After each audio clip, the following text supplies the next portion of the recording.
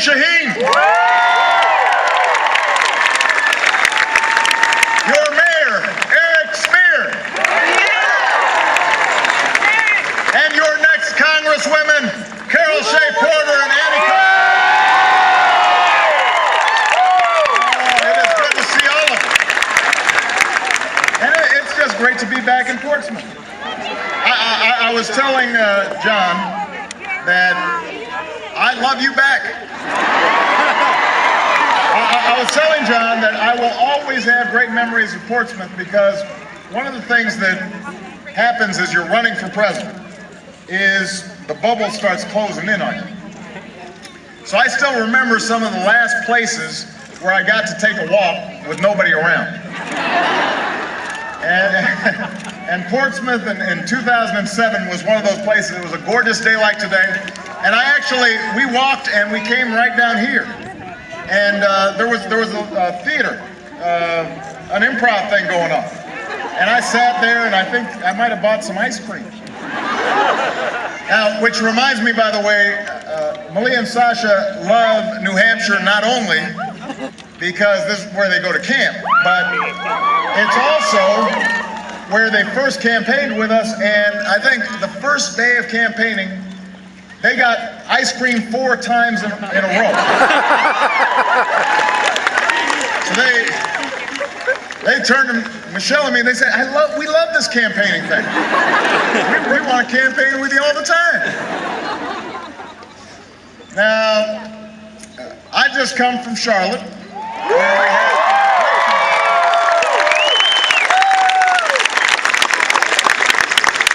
folks down there could not have been more welcoming. Michelle was amazing.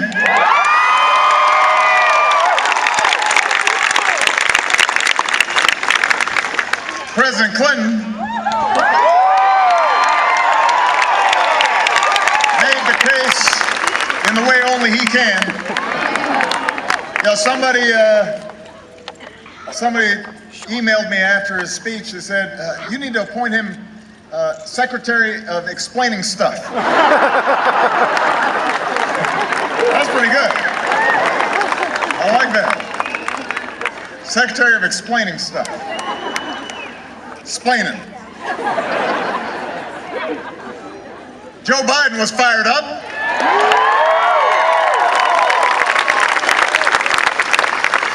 And I meant what I said at the convention. I could not have a better vice president, but as importantly, I could not ask for a better and more loyal friend than Joe Biden. He is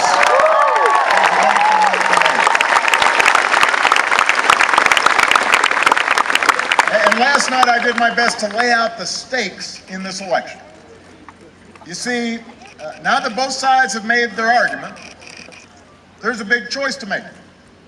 And I honestly believe this is the biggest choice, the clearest choice of any time in our generation.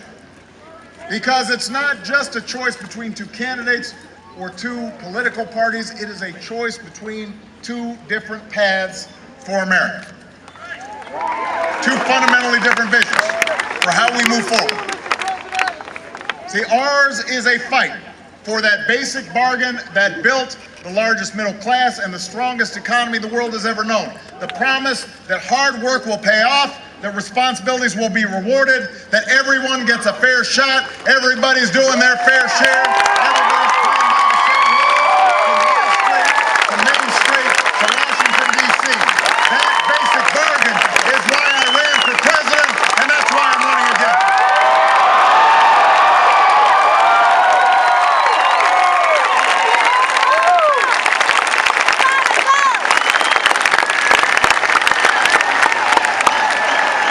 That's what this election's about.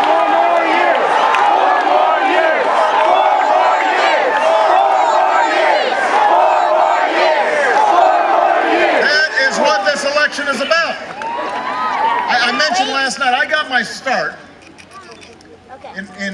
in service because I worked with folks who had been laid off from the steel plants that had closed when jobs started getting shipped overseas. And over the last 10 years, we've seen that happen more and more, and too many families struggling with costs that keep rising, even when paychecks don't.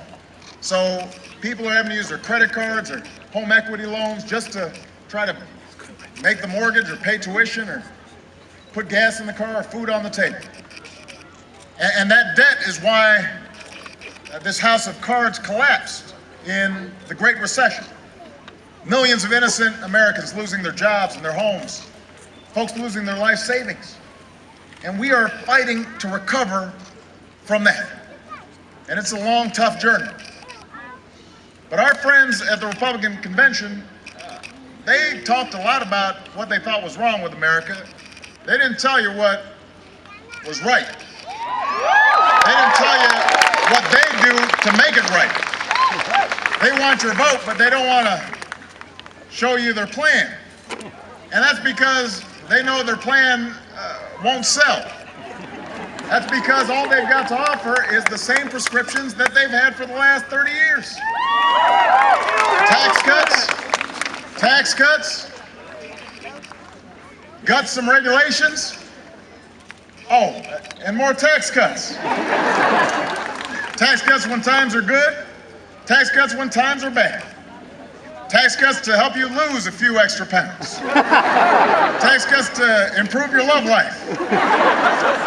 It'll cure anything, according to them. I think I got that email. Now, let me tell you something.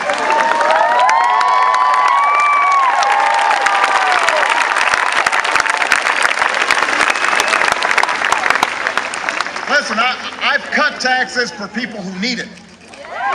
Middle-class families, small business owners. In 2008, I promised I would cut middle-class taxes. The typical family's tax burden is, federal level, is $3,600 less since I took office. So I've kept that promise. We've cut taxes for small businesses 18 times. But I do not believe that another round of tax breaks for millionaires is what's going to bring good jobs back to our shores or pay down our deficit. I don't believe firing teachers or taking students off financial aid is going to grow our economy, not when China's producing more engineers and more scientists, and we've got to compete with them.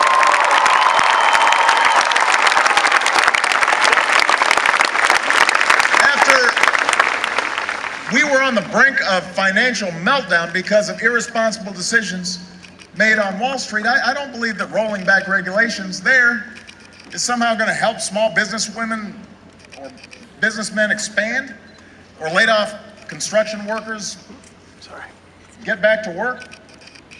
We have been there. We've tried what they're selling. It didn't work then. It's not going to work now. We're not going back. We are moving forward. That's why I'm here.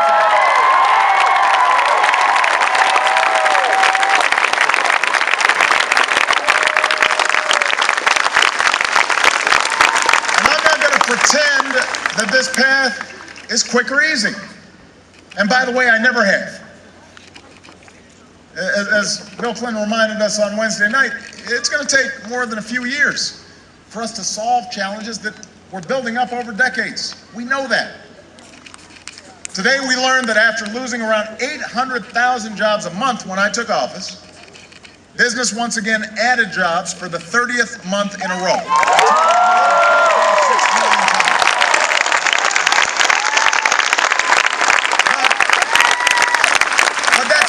That's not good enough. We know it's not good enough. We need to create more jobs faster. We need to fill the hole left by this recession faster. We need to come out of this crisis stronger than when we went in. And there's a lot more that we can do. You know, when Congress gets back to town next week, you need to send them a message. Go ahead and give middle-class families and small businesses the confidence of knowing that their taxes, your taxes, will not go up next year. Everybody agrees we shouldn't raise taxes on the middle class. Let's go ahead and get that done. Let's get it done now.